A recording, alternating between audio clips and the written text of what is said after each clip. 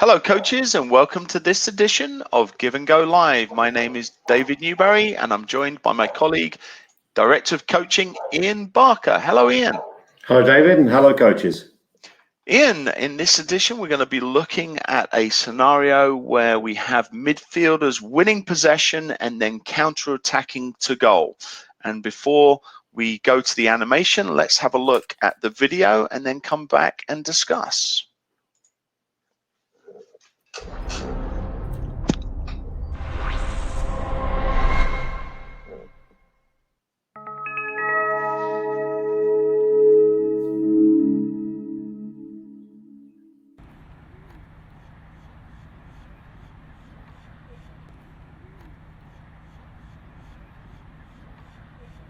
The activity is played on a 9v9 field with a 20 by 20 yards box straddling both sides of the halfway line. The coach works with the team attacking the large goal. 3 midfield players and 1 striker start the game against 2 defenders and a goalkeeper.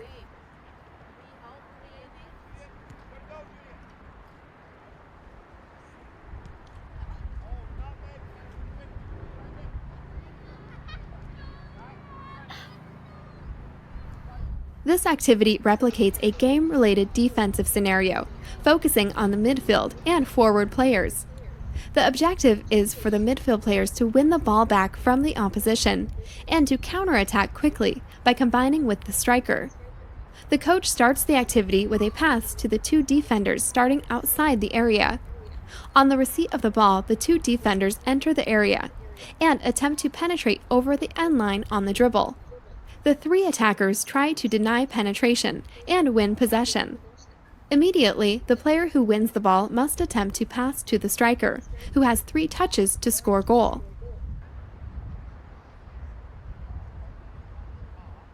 In this sequence, Coach Barker organizes the 3 defenders into pressure and cover positions.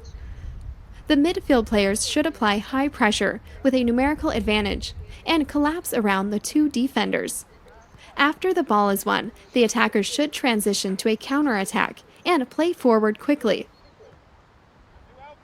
After a couple of rounds, add a central defender and allow 1 midfielder to burst out of grid to support the striker to create a 2v1 to goal.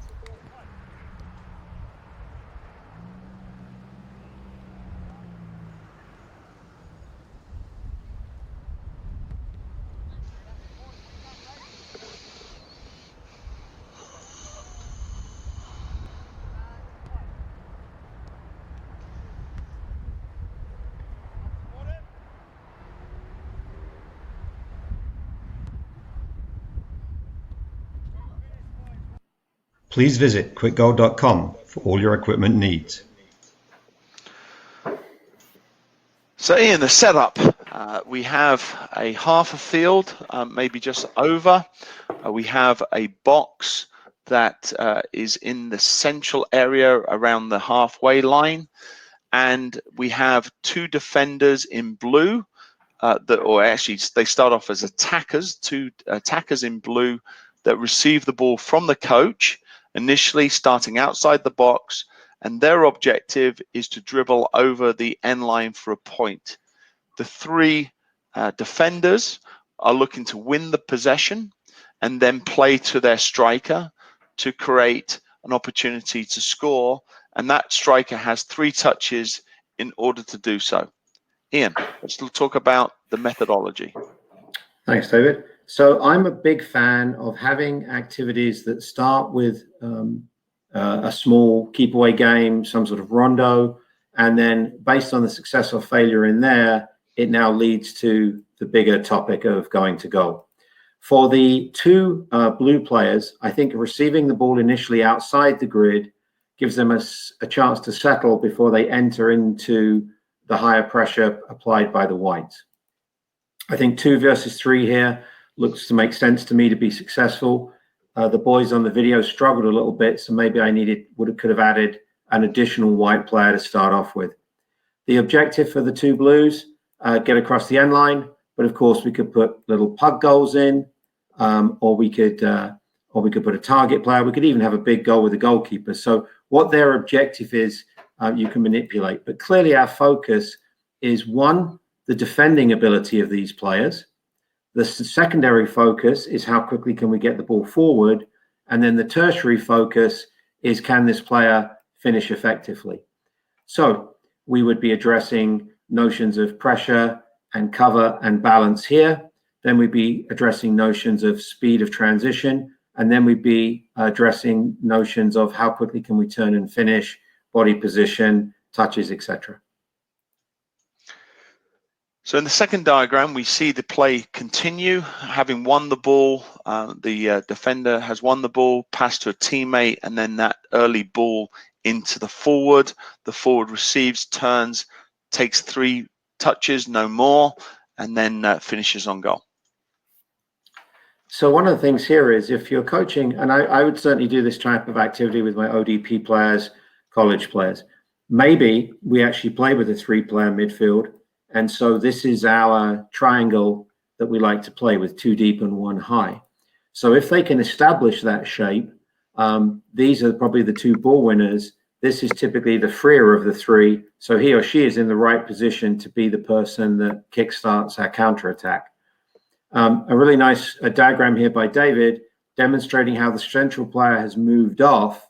And by doing that, they've given themselves very likely a better angle to goal, and also got their hips open to the field. So if our central striker stays exclusively central facing the play, they've got to turn 180, and they're also in the center of the goal, which I think is potentially a little easier for the goalkeeper. If, however, they move off at an angle, maybe they can get to a situation where they can see the goal, and now the goalkeeper's got to shift his or her position to consider covering the near post, but be aware of the shot to the far post. So I think that movement of the striker is certainly part of this at the point where the 3 win the ball. And our final diagram, we have now added a defender, an additional defender in blue. So now the striker is playing 1v1 until such times as one of the players from the midfield box joins in to create a 2 versus 1 and against the keeper. So as you can see, having played the ball in to the striker who's checked towards the ball and off on an angle, drawing the defender with her, the other player has now moved from inside the midfield box, joined in, received the return pass, and then run on and shot. Ian. Yeah, so I really like this part of the training, this development, and this is the one I would try to get to sooner than later, because I love the idea that the striker has real pressure. So now their movement, what their decisions are much more game realistic.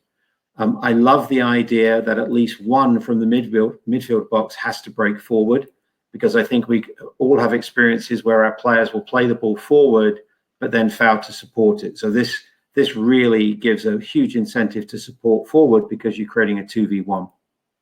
And then we can start to look now at the decision-making of this striker. Can they use this player as a dummy run and turn and get their shot off? Do they simply draw the defender and lay the ball off for a shot and a finish from the midfield player? Is there the ability to combine? So a really nice progression here. Obviously, coaches, you know your group, you know the level. Could we have a 2v1 defender versus striker here to put more pressure on this player forward? Do we need to adjust the numbers in the middle of the grid, so on and so forth? But this is tons of repetition on game realistic situations where we're winning the ball in the midfield, transitioning, supporting forward, and then putting pressure on our striker or asking our striker to make good attacking decisions. So I really like this progression of this activity. And Ian, on that topic of progressions, would you take this activity further by adding in players starting outside of the area, in the middle, pushing forward to support in wide positions, adding additional defenders? How could you take this into essentially a small-sided game at this point? Yeah, excellent question. So what I would do if I had a pretty good-sized squad is I would have my other coach, the assistant coach, or maybe I'm trying to run both groups, doing exactly the same activity in the second half of the field. So I could have this 3v2 to 1v1. I could have 2 sets going. Or I could bring all the players into this half, and as you suggest, David, have maybe some wingers and some fullbacks here that join in as the ball gets forward. So now this becomes maybe a 3v4. And that way the coach can manage his or her entire squad in half a field. And then ultimately, you set up what you've got here. What you've got here in terms of 1v1, you set it up in the other goal box with a goalkeeper. And then in here, you have even numbers. So it always starts with this little rondo in the middle of the grid. And then it turns into an attack to the big goal. So it's a two-way game and becomes more game realistic. And then ultimately, you take out the grid, and then you're finishing up with your even numbers, 6v6 or 7v7. Well, thank you for your time, Ian, and thank you, coaches, for joining us on this edition of Give and Go Live.